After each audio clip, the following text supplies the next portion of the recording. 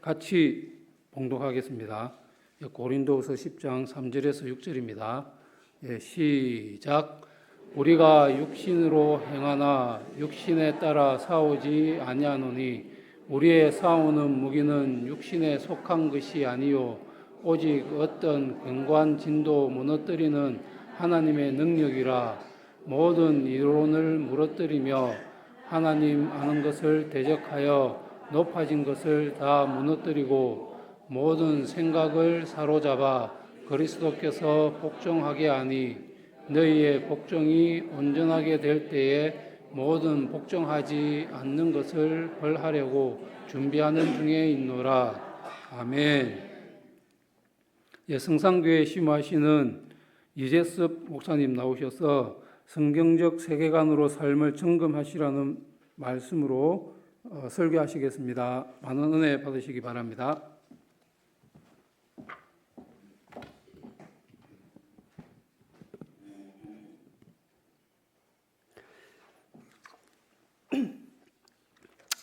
반갑습니다.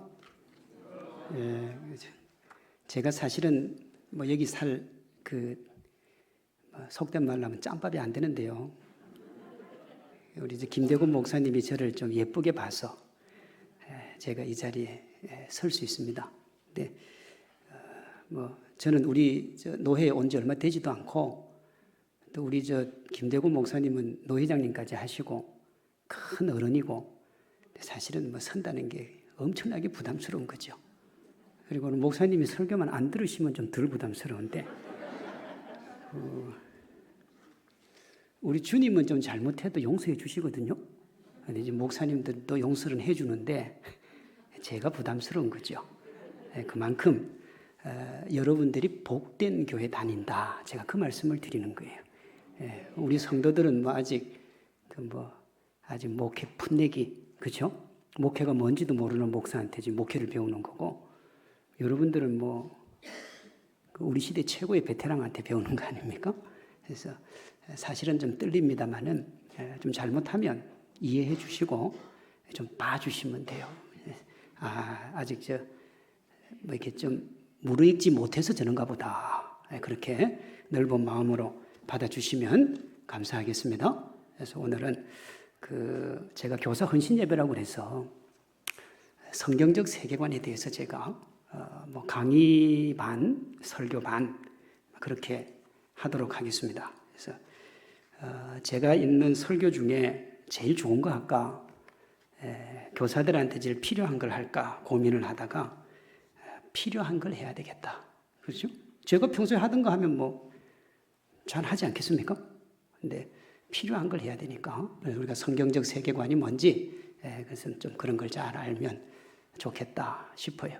그래서 우리가 지금 1, 2, 3부 예배 드리고 오늘 또 우리 교회는 또 전도축제라 전도축제하고 부산하게 달려왔습니다. 그래서 조금 좀 한 10분 정도 지나면 제정신 돌아올 것 같은데 그때까지는 좀 이해해 주시면 감사하겠다. 기도 한번 하겠습니다.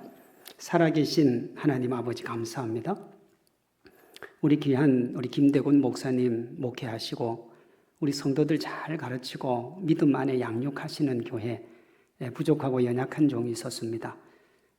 주님 말씀과 반대되거나 또 목사님의 가르침과 반대되는 것 있으면 주님 감추어 주시고 하나님의 은혜와 사랑만이 풍성하게 드러나서 저를 통하여 조금이나마 우리 성지교회에 도움이 되는 그런 말씀을 전할 수 있도록 은혜를 베풀어 주시옵소서.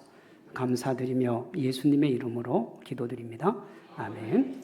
저는 오늘이 교사주일인가 그랬더니 주보를 보니까 다음 주일이 또 교사주일이에요. 왜 다음 주일에 헌신 예배 안 하고 오늘 할까 잠시 생각을 해봤는데 우리 목사님이 오늘까지만 하시고 안식을 하신다면서요. 아마 그런 뜻이 있지 않겠나. 그리고 목사님이 정말 주일학교 교사들을 사랑하는 거죠. 내가 있을 때 헌신 예배 해야 되겠다. 마구 제 생각입니다. 진짜인지는 제가 잘 모르지만 오늘은 우리가 성경적 세계관으로 삶을 점검하자. 그렇게 한번 살펴볼 텐데 작년 11월 모 일간지에 실리콘밸리가 만든 금발의 미녀 사기꾼 하는 기사가 하나 실렸습니다. 내용이 이래요. 혈액 검사로 수많은 질병을 진단하고 예측한 테라노스라는 바이오 회사를 세운 엘리자베스 홈즈라는 여인이 있습니다. 홈즈가 2003년에 이 회사를 설립을 했는데 2015년 6월 15일 경제 전문지 포브스가요, 미국에서 자수성가한 여성 50인을 발표를 하면서 31살의 홈즈를 1등이라 그랬어요. 그러니까 자수성가한 여인 중에 돈이 제일 많다는 거예요. 당시 재산이 얼마였느냐? 45억 달러. 우리나라 돈으로 하면 한 6조 원 정도 됩니다. 6조 원. 네, 여러분들이 안 놀래도 괜찮아요. 왜 안 놀래느냐? 6조를 본 적도 없고 6조를 만진 적도 없고 그렇잖아요. 아마 6조 만 원짜리로 다 쌓으면 여기 가득 채워도 못 채울걸요? 6조를. 네, 그 정도로 큰 돈입니다. 어마어마한 돈이죠. 그런데 불과 1년 뒤인 2016년 6월 1일에 포브스는 홈즈의 재산을 6조에서 0원으로 수정을 합니다. 그리고 작년입니다. 11월 1일 미국 캘리포니아 연방법원은 홈즈에게 1년 3년의 징역형을 내려요. 그러니까 2003년에 혜성처럼 등장해서 실리콘밸리의 신데렐라로 급부상해서 세계적인 화제를 모았던 이 홈즈가 지금은 범죄자로 전락을 한 겁니다. 그런데 그녀의 성공 이면에 뭐가 있느냐? 이미지 메이킹이라는 게 있습니다. 이미지, 우리가 아는 그거예요. 아, 저 사람 이미지, 그렇죠? 이미지를 보고 하는 이미지라는 게 있습니다. 홈즈가 이미지로 자기가 사용한 게 뭐냐 그러면 명문 스탠퍼드를 중퇴한 금발의 젊은 미인, 막 이렇게 돼요. 실제 홈즈의 이제 금발, 제가 홈즈예요. 근데 저 머리가 원래 금발이 아니고 염색을 한 겁니다. 원래는 저 머리가 아닌 거예요.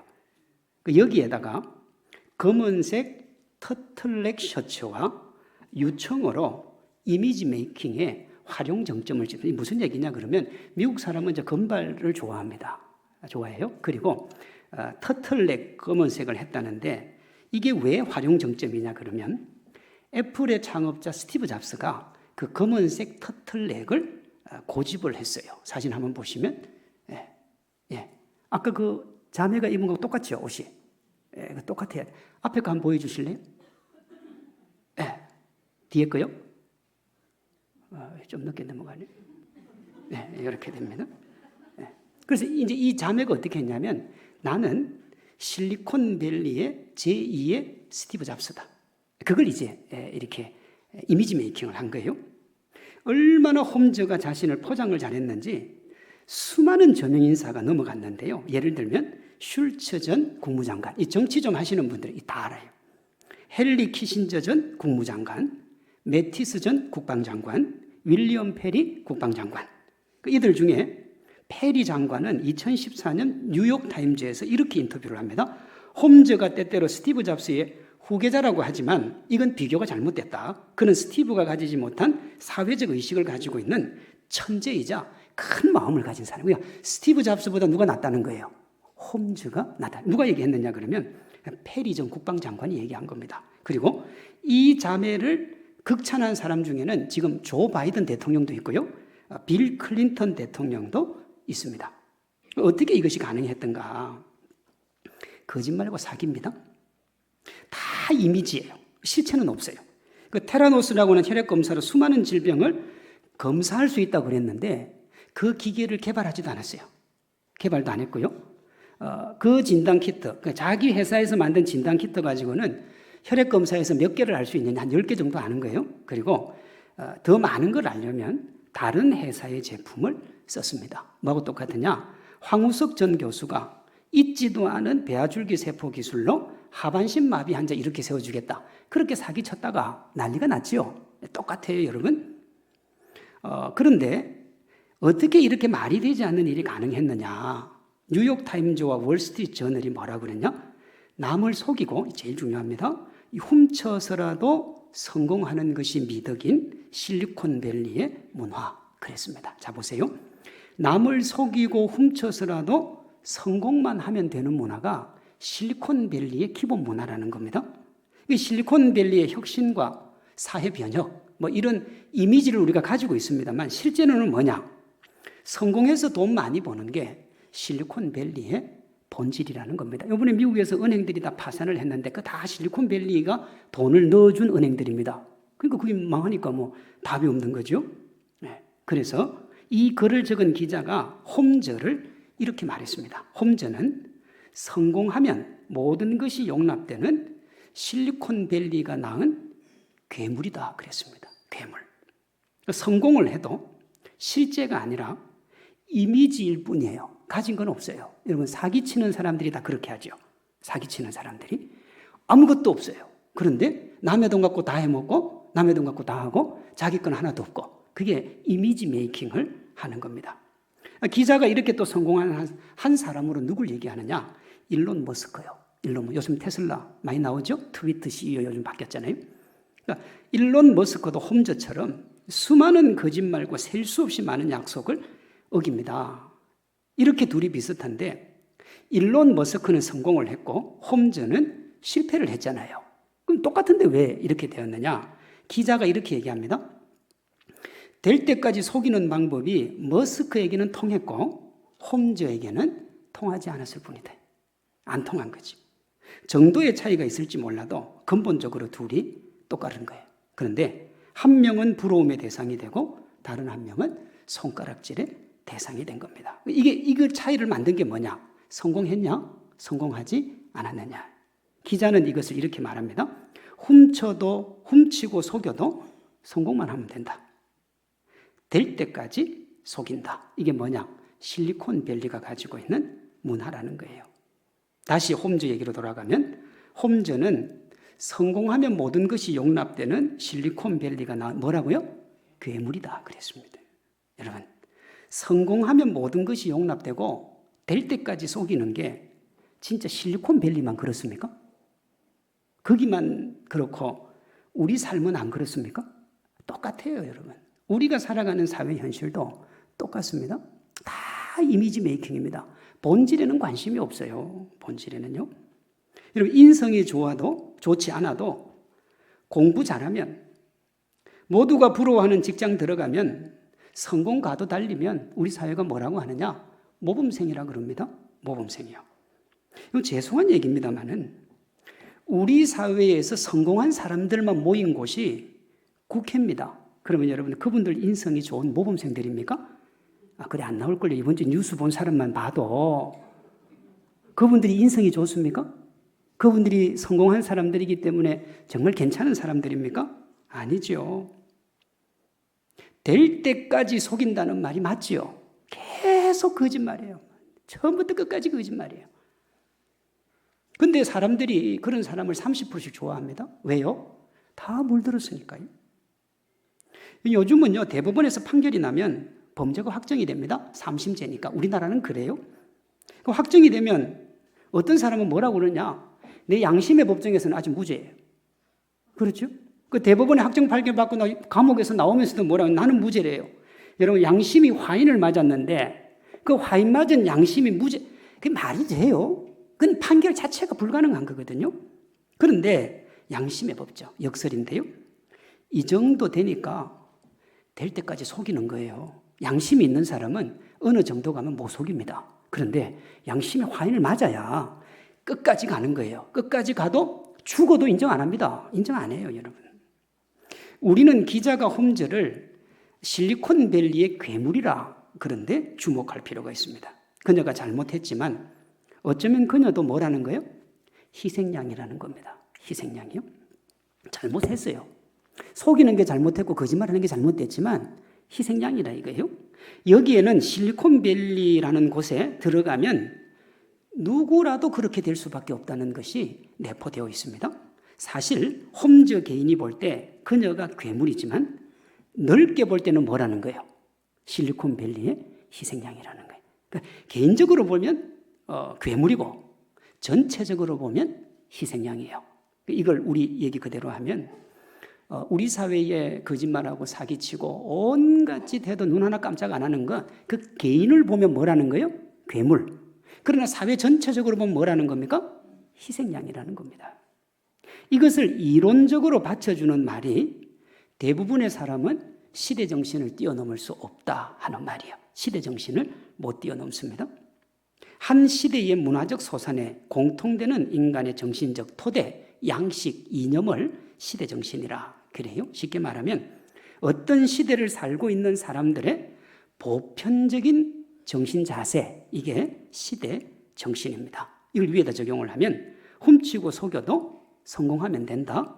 될 때까지 속인다가 실리콘밸리의 문화이기 때문에 누구라도 거기 들어가면 다 그렇게 된다 이 말이에요. 우리는 그런 얘기를 어떻게 합니까? 아이고 남들도 다 그렇게 하는데요. 남들도 그렇게 하라고 주님이 같이 하라 그랬습니까? 안 했잖아요.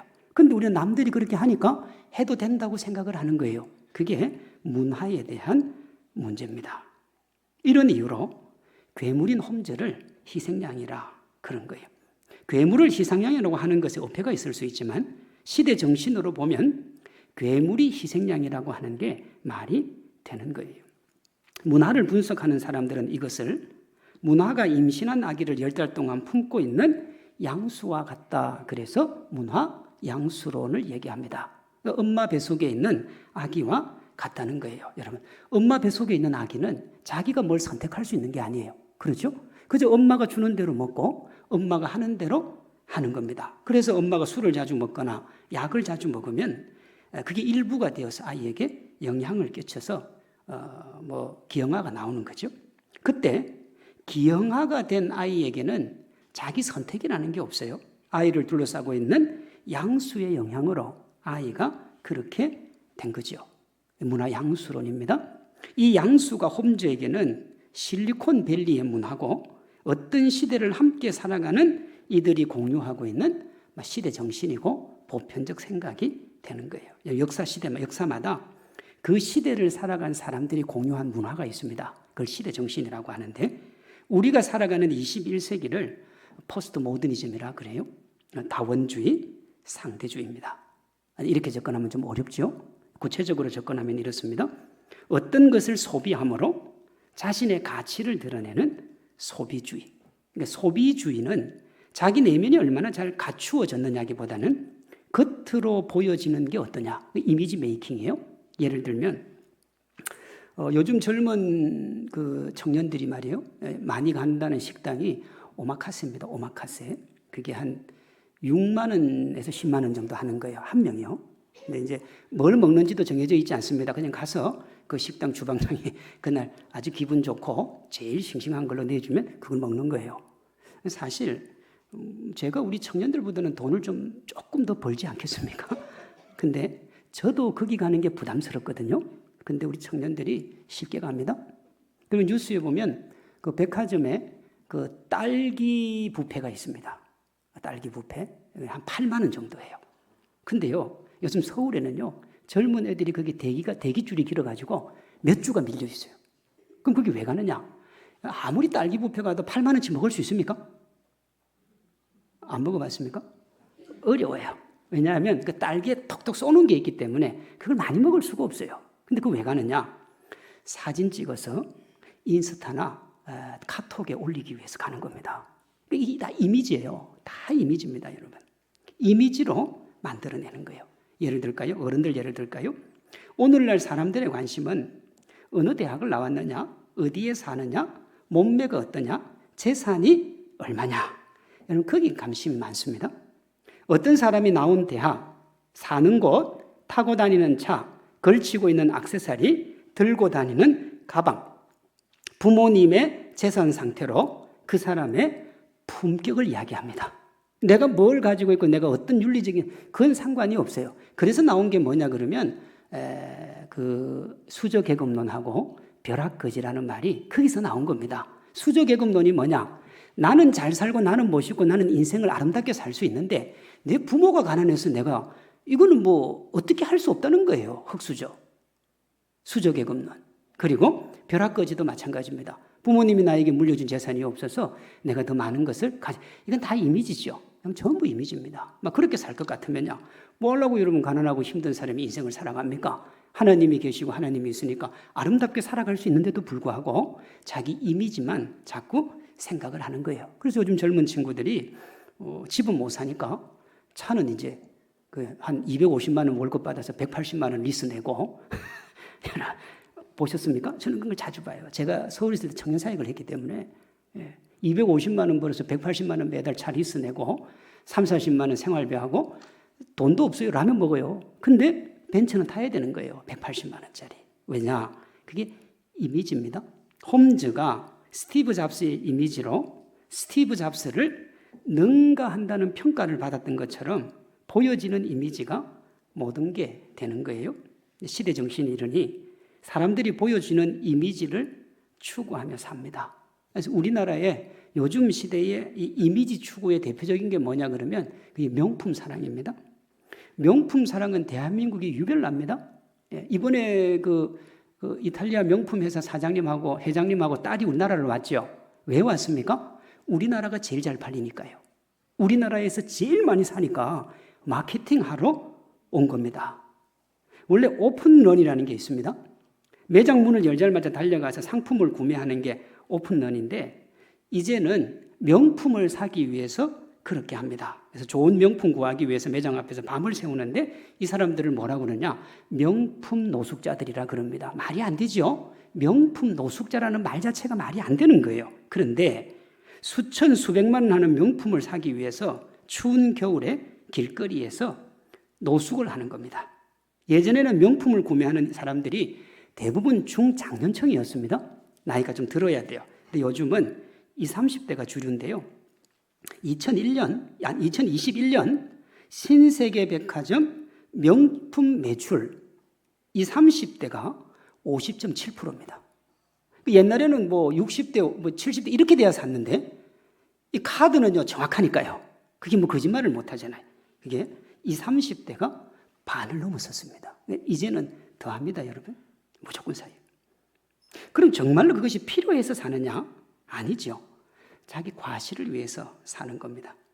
내가 이 정도, 즉 샤넬, 구찌, 에르메스, 페라가모, 루이비통, 크리스찬 디오르. 저도 몰라요. 처음 듣는 분들 괜찮습니다. 저도 몰라요. 공부하다가 아는 거지. 제가 이 중에 가져본 거는 에르메스 하나 가져봤어요. 그것도 뭐 제가 가져본 건 아니고요. 어떤 분들이 이제 목사님들 넥타이 선물을 좀 하시잖아요. 근데 이제 저도 선물을 하나 받았는데 그건 안 한 거예요. 저하고 안 맞더라고요. 실크라 가지고. 이제 목에 차면 막 이상해져서 안 했어요. 안 했더니 선물한 분이 저한테 목사님 왜 제가 좀 넥타이를 안 합니까? 그래서 저 이렇게 얘기했어요. 그거 저하고 안 맞아요. 제가 안 맞아요. 이게 안 묶이니까요. 이거 제가 지금 하고 있는 요거는 2만 얼마짜리거든요. 근데 잘 맞아요. 여기에 딱 서고. 근데 안 맞아요. 근데 나중에 그분이 그러더라고요. 목사님, 그거 에르메스라고 하는 거예요. 그래서 저거, 그게 뭐 어쨌단 말이에요, 내가. 에르메스가 뭔지 모르니까요. 그 집에 가서 제가 봤더니 에르메스 넥타이가 30만 원짜리예요. 예, 그때. 지금은 몰라요. 지금 더 올랐겠죠? 에르메스 넥타이 하나가 30만 원입니다. 그러니까 30만 원짜리를 나한테 했는데 왜 목사님 싸구려 차고 다니냐 이거지. 제가 그래서 에르메스는 조금 압니다. 다른 건 제가 몰라요. 저는 뭐 그런 것 자체를 안 하기 때문에. 실제 삶의 현상에서 제가 위에 예를 든 이걸 하고 다니는 사람은 거의 없죠. 별로 없습니다. 명품이라고 하는 게 필요 없지만 과시하기 위해 들고 다니는 거기 때문에 일반 사람은 거의 안 가지고 다녀도 괜찮은 거예요. 그러면 우리가 실제 가지고 있지 않기 때문에 이런 데 전혀 관심이 없느냐? 그렇지 않습니다. 제가 예를 들게요. 가방 2개가 있습니다. 겉보기에는 가방이 차이가 하나도 없어요. 재질도 디자인도 다 동일합니다. 똑같은 가방이에요. 그러면 여러분 어느 가방을 가지고 가도 괜찮지요? 좀 어렵습니까? 다시요. 어느 가방을 가지고 가도 괜찮지요? 여기 똑같은 가방이 쫙 20, 30개 있으면 오늘 뭐 교사 헌신 예배니까 교사들에게 선물을 주면 뭘 가지고 가도 되겠죠? 됩니다. 그런데 그 가방 중에 한 2개 정도의 에르메스 로고가 딱 박혀 있다. 그러면 자 우리 교사들한테 물어볼게요. 아무 가방 가지고 가도 되겠습니까? 너무 어렵습니까? 여러분 그때는 기를 쓰고 에르메스를 들고 가야 됩니다. 왜냐하면 그거 가지고 와서 팔면 몇백만 원 버는 거예요. 그런데 일반 가방은 가지고 가봐야 어차피 그거는 몇만 원짜리라 없어요. 그러니까 로고 자체 가격이 몇백만 원, 몇천만 원을 하는 겁니다. 천지 차이죠. 두 가방을 이렇게 나눈 것은 가방을 어디에 사용할 것인가에 대한 사용 가치가 아니라 브랜드 이미지, 즉 기호 가치입니다. 오늘을 살아가는 이들이 중요하게 여기는 것은 내 가방이 얼마나 튼튼하고 쓰기에 편하냐가 아니라 그 가방의 브랜드가 뭐냐 하는 거예요. 이게 이미지 사회입니다. 그래서 우리가 싫든 좋든 내가 그렇게 살든 그렇게 살지 않든 소유로 존재의 가치를 인정받는 시대를 살아가고 있는 겁니다. 그러니까 내가 나 하나의 모습으로 인정받는 게 아니라 내가 어떤 것들을 가지고 있는가. 예를 들면 예전에 어떤 여자 한 명이 남자 키가 180m는 루저라 그랬습니다. 루저, 그러니까 인생의 패배자라는 거죠. 저는 170도 안 되니까 듣고 있으면 너무 슬픈 거예요. 80도 안 되면 루저인데 70도 안 되면 완전 상황 루저 아닙니까? 그런 시각을 가지고 있는 사람들이 볼 때 저는 남자가 아닌 거죠. 그렇죠? 그러면 제 안에 뭐가 들어있느냐, 무슨 생각을 가지고 있느냐, 어떻게 해서 그런 관심이 없는 거예요. 왜? 겉으로 어떻게 보여지느냐가 중요한 거죠. 예. 제가 이런 얘기 드립니다만 지금 우리 사회가 다 이렇습니다. 다 이렇습니다. 제가 예전에 서울에서 사역할 때 어떤 권사님이 정말 괜찮은 권사님이었어요. 그래서 저한테 좋은 남자 한 명 소개시켜달라더라고요. 신앙 좋고 믿음 좋고 아무것도 없어도 되니까 믿음만 좋으면 된다. 그래서 제가 열심히 찾았어요. 그리고 6개월 뒤에 제가 소개를 해줬어요. 권사님 좋은 남자가 있는데 목사님 저 사귀는 애가 있다고. 누구냐 그랬더니 어느 모 대학의 총장 아들인데 사귄다. 그래서 내가 그랬어요. 교회 다니시냐고. 안 다니는데. 어이구 신앙 좋은 사람 해달라고 그랬더니 권사님 그러면 됩니까? 그랬더니 뭐라냐면 우리 남편이 장로고 제가 권사고 우리 딸이 예수님 잘 믿으니까 기도 열심히 해서 신앙생활 하게 하면 한 영혼이 천하보다도 귀한데 믿는 사람 데리고 와야 영혼 구원도 안 되는 거고 안 믿는 사람 데리고 오면 영혼 구원 되지 않냐? 여러분 이거는 뭐냐면 말장난이죠. 그걸 말장난이라고 그래요. 그전에는 신앙 좋은 사람인데 왜 지금은 그러니까 이게 참 슬픈 거예요. 우리 시대 정신을 뛰어넘는다는 게 정말로 힘들고 어려운 겁니다. 괴물 홈즈가 성공을 위해서라면 무엇이라도 허용되는 실리콘밸리의 희생양이라 그랬잖아요. 그러니 어떻게 해야 되느냐? 여러분 우리가 이 시대의 희생양이 되지 않으려면 물불을 가리지 않고 성공을 추구하자 하는 이 욕망의 시대를 뛰어넘으려면 어떻게 해야 되느냐? 이미지를 추구하면 안 되는 거예요. 만약에 우리 시대가 말하는 이 이미지를 따라가면 어떻게 되느냐 그러면 욕망의 사람이 됩니다. 하나님이 싫어하는 사람이 돼요. 반드시 그렇게 돼요. 그렇잖아요? 그리고 이 사람들은 그게 문제가 뭔지를 모르기 때문에 자꾸 양심의 법정 얘기하면서 빠져나갑니다. 대화도 안 돼요. 대부분의 사람이 이런 전제를 몰라서 그렇지 아는 사람은 시대 정신을 조심하게 되어 있는 겁니다. 조심해야 돼요. 그럼 어떻게 조심을 해야 되느냐? 기준을 잘 세워야 되는 겁니다. 이 땅을 살아가는 어떤 기준으로 내가 살아갈 거냐? 세상이 주는 세상이 말하는 그걸 기준으로 삼을 거냐? 하나님의 말씀을 기준으로 삼을 거냐? 시편 119편 105절에 이런 말씀이 있습니다. 주의 말씀은 내 발의 등이요 내 길에 빛이니이다 그랬어요. 그러니까 말씀을 기준으로 삼는 거죠. 말씀을. 우리 성도님들 중에 아마 그렇게 생각했을 거예요. 저 목사 오늘 문화 얘기만 하다가 성경 얘기는 언제 하려는 거? 지금부터 합니다. 지금부터 해요. 걱정 안 하셔도 돼요. 하나님의 말씀을 기준으로 삼지 않으면 이 세상의 문화에 흔들릴 수밖에 없는 겁니다. 왜? 다른 기준이 물밀듯이 몰려오니까요. 우리 각자가 괴물이 되지 않고 시대 정신의 희생양이 되지 않기 위해서 우리 삶의 이정표를 말씀으로 세워야 되는 겁니다. 말씀을 기준으로 가지고 살아야 되지 세상이 어떻게 하느냐를 기준으로 삼으면 안 되는 거예요.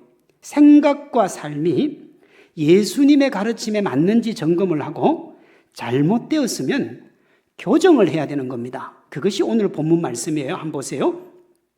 우리가 육신으로 행하나 그랬습니다. 우리는 이 땅을 살아가기 때문에 우리 육신대로 살아가는 거예요. 그러나 육신에 따라 싸우지 않는다 그랬어요.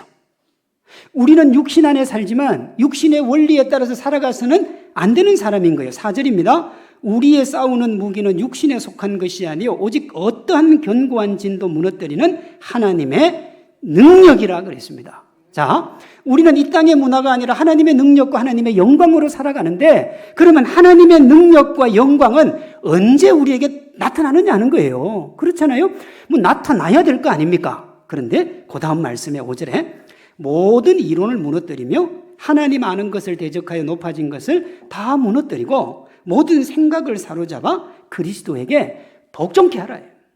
너희의 생각이 말씀 안에 복종될 때, 너희의 생각이 하나님 말씀 밑에 있을 때, 그제서야 하나님의 능력이 나타나서 너희가 영적 전쟁에서 승리하고 이 세상을 승리하는 하나님의 군사가 될 수 있다는 겁니다.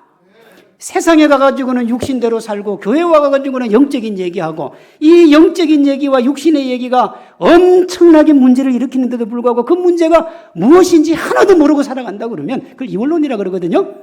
왜냐하면 그렇게 살아가고는 하나님의 능력은 나타나지 않는 거예요. 그러니 어떻게 해요? 아무리 와서 하나님 앞에 부르짖어도 하나님이 응답을 안 하네? 안 하면 어떻게 해요? 하나님 나 이럴 줄 몰랐네. 그게 아니고 하나님이 이렇게 얘기해요. 난 네가 그럴 줄 몰랐네. 그렇게 나가는 거예요, 여러분. 겉으로 드러난 것이 본질이 아닙니다. 오늘 뭐 교사들, 우리 청년들 많은데 겉으로 드러난 게 본질이 아닙니다. 이미지를 조심해야 돼요. 여러분, 사기꾼들이 다 이미지가 좋아요. 지난번에 뉴스 보셨는지 모르지만 그 강남에 어떤 성도가 사기를 쳤는데 봤죠? 수백억을 사기를 쳤습니다. 근데 이분이 새벽기도도 잘 나오고 예배도 잘 드리고 교회 선물도 많이 사주고 담임 목사님 차도 사주고 너무너무 잘한 거예요. 근데 그 교회 안에서 십몇 년을 작업을 해가지고 수백억을 사기를 쳤습니다. 사람들이 볼 때 그 사람만큼 신앙 좋은 사람 어디 있어요? 그리고 담임 목사님 눈에 볼 때 돈 내라면 척척 몇 억씩 내니까 뭐 이렇게 신실한 성도가 어디 있어요? 근데 나중에 알고 보니까 다 그 교회 성도들 돈 다 사기쳐가지고 결국은 그게 뭡니까? 미래의 성도들이 헌금할 거 미리 사기쳐서 땡긴 거 아닙니까?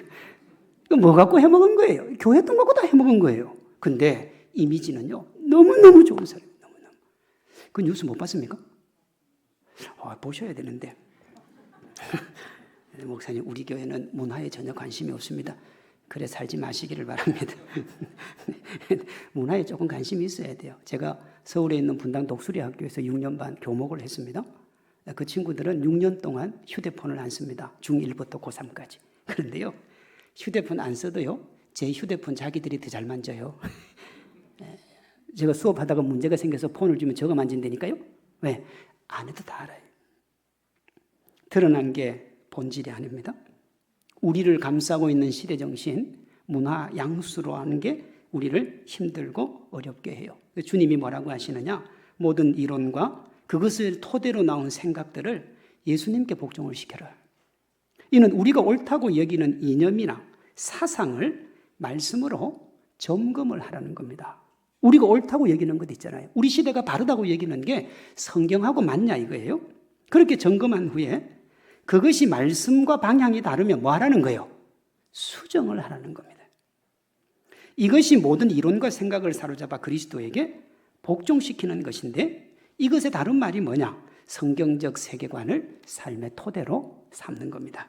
세상 사람들의 삶은 소비를 수단으로 자신의 욕망을 만들어내고 그것이 나의 정체성이 되는 겁니다. 그래서 어떻게 해요? 좀 부유하게 살자, 멋지게 살자, 대단하게 살자, 어느 아파트에 사냐. 우리가 그게 관심이 너무 많은 거예요. 그리고 그렇게 내가 못 살면 소외감 느끼고 힘들어하고 어려워하고 답답해하고.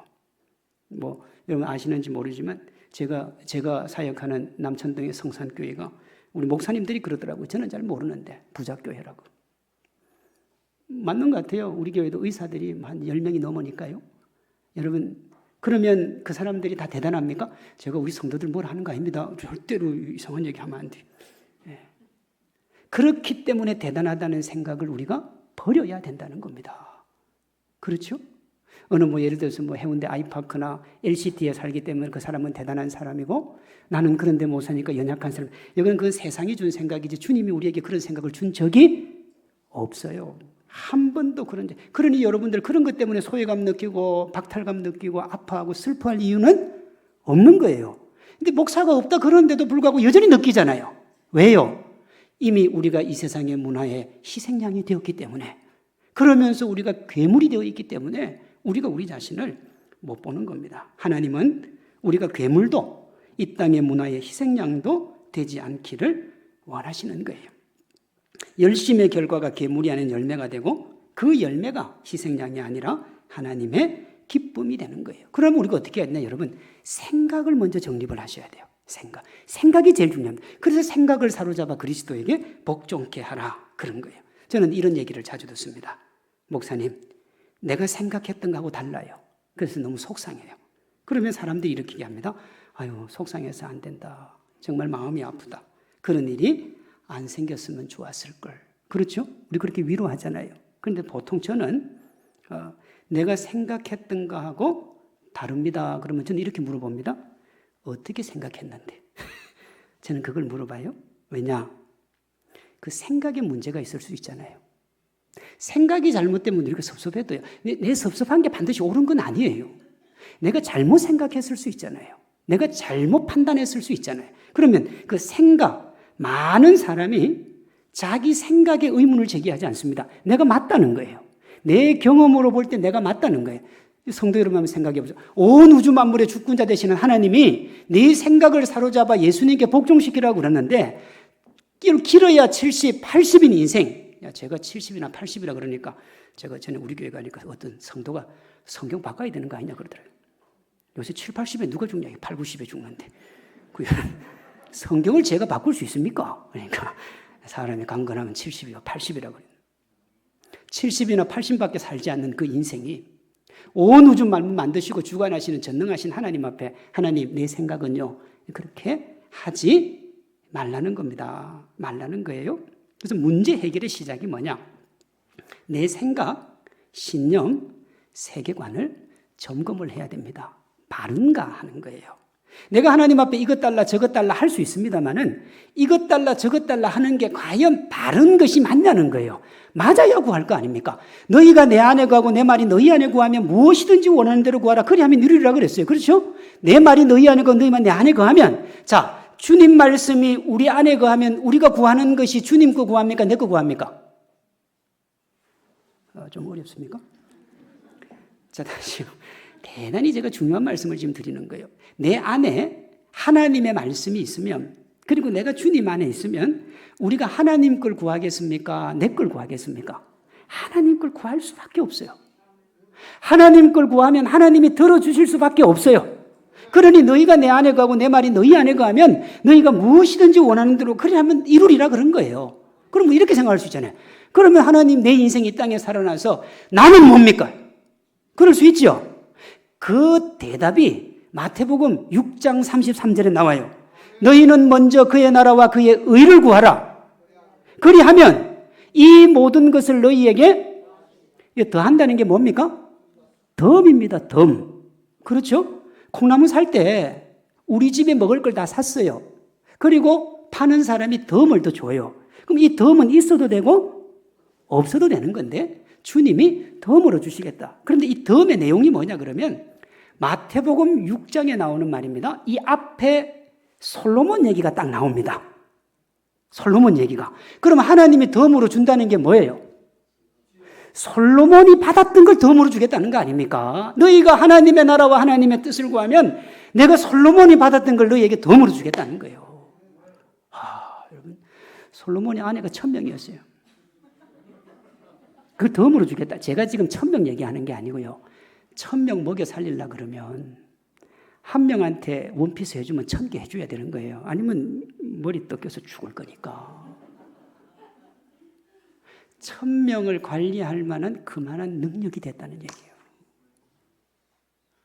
하나님의 나라와 하나님의 뜻을 구하면 하나님이 덤으로 주겠다고요. 믿으시기 바랍니다. 그럼 뭘 해야 되겠어요, 우리가? 뭘 해야 되겠어요? 하나님의 나라와 하나님의 영광만 추구하면 돼요.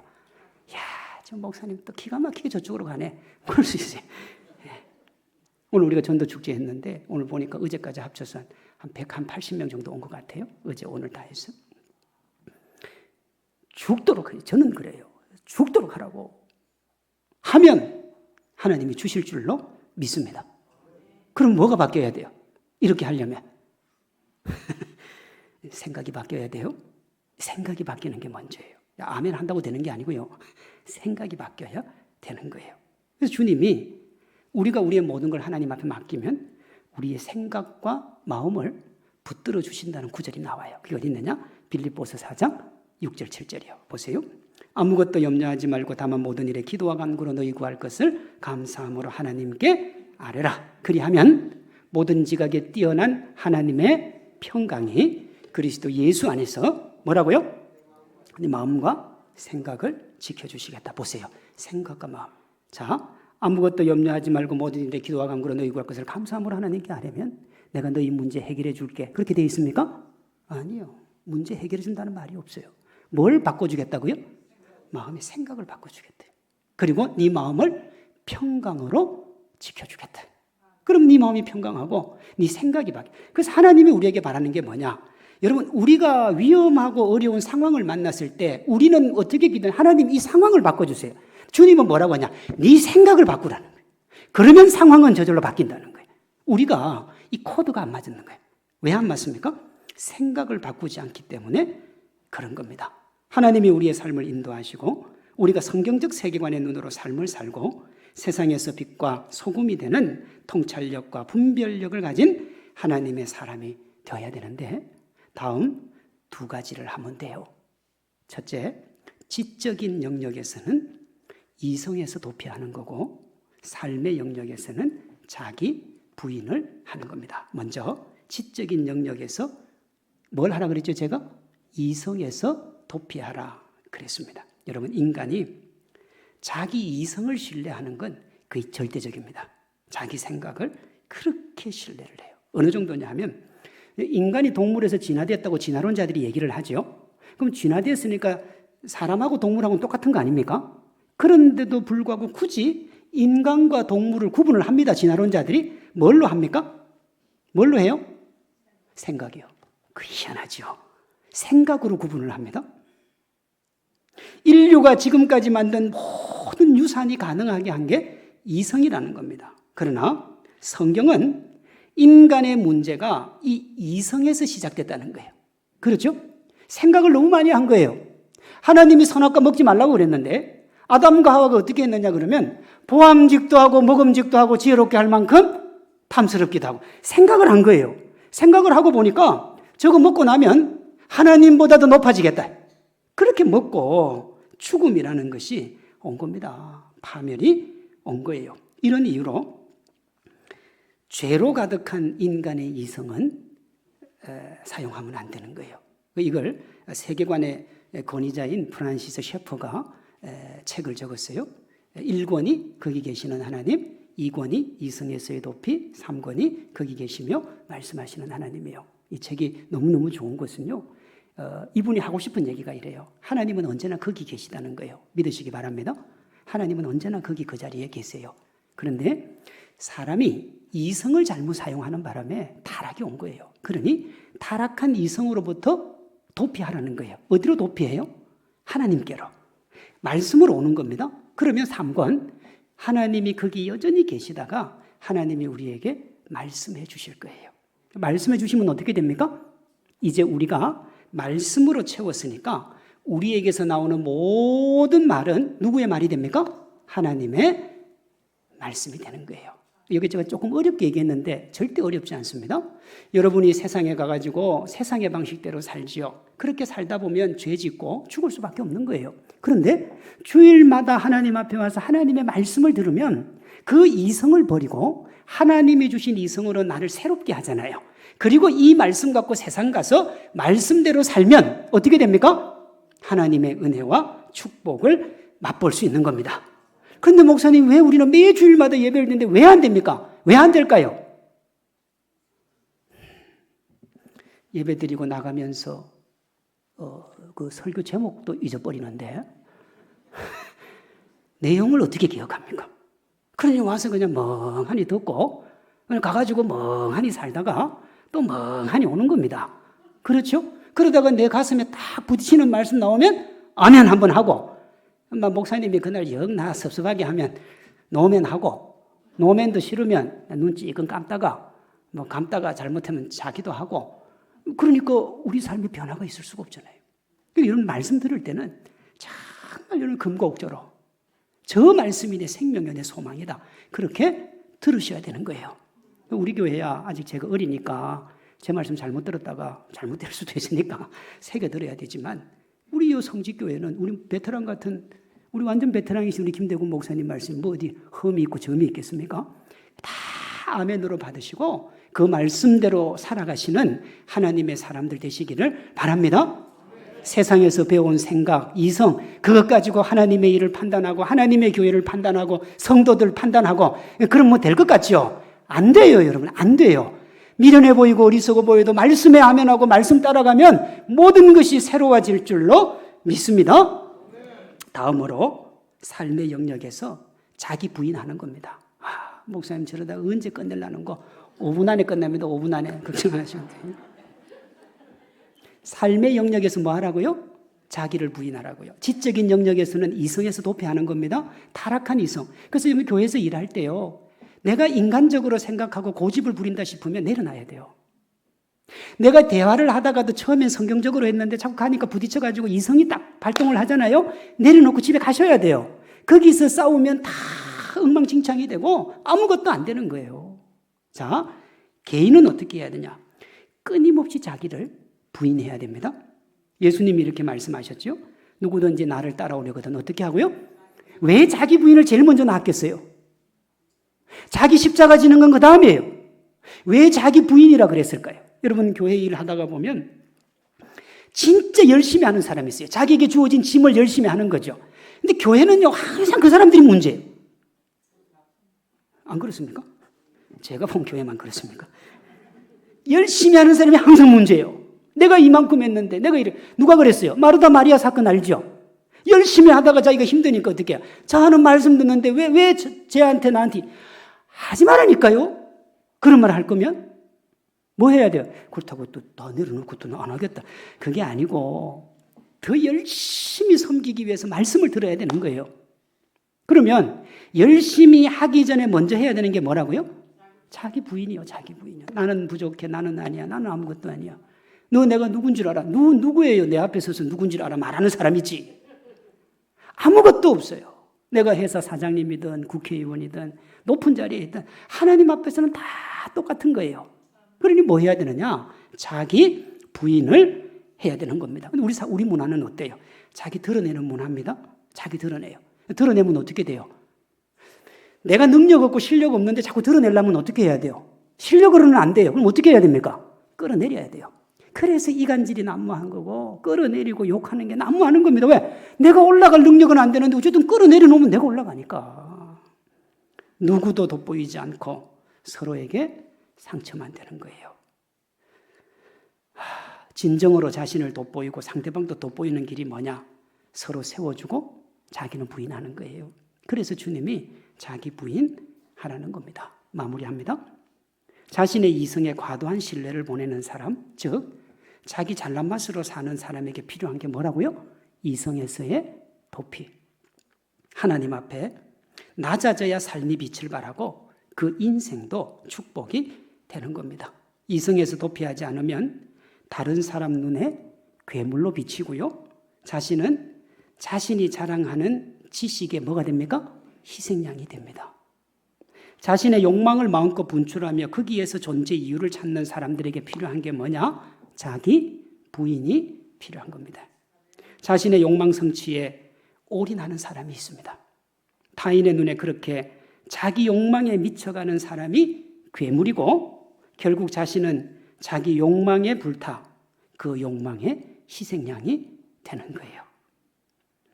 하나님은 우리가 따뜻한 줄 알고 거기 들어가 가지고 막 자기가 삶아지는지도 모르고 그렇게 죽어가는 깨구리가 되기를 원하지 않으세요. 깨구리가 어떻게 해요? 따뜻한 물에 들어가니까 너무 따뜻하니까 온도를 조금씩 높여서 자기를 익혀도 자기가 죽는지도 모르고 죽어간다고요. 하나님은 우리가 이 세상에서 그렇게 살기를 원하지를 않으세요. 하나님의 능력으로 이 세상을 이겨가기를 원하십니다. 이승에서의 도피와 자기 부인으로 크리스찬다운 분별력과 통찰력을 가지는 하나님의 백성들 되시기를 바랍니다. 자기 생각을 내려놓는 작업을 먼저 해야 돼요. 내가 뭘 하겠다 이전에 내 생각이 정말 성경적인가? 성경 생각을 성경으로 고치는 방법은 모임 있잖아요. 새벽 기도도 있고 수요 예배도 있고 오후 예배도 있고 말씀을 듣는 시간을 아까워하면 안 돼요. 그게 생명이니까. 그렇게 말씀으로 여러분들 자신 잘 세워서 여러분 자신도 복받고 하나님 앞에도 큰 영광과 기쁨이 되는 우리 성직교회 성도님들 그리고 성직교회 되시기를 주님의 이름으로 축원합니다. 기도하겠습니다.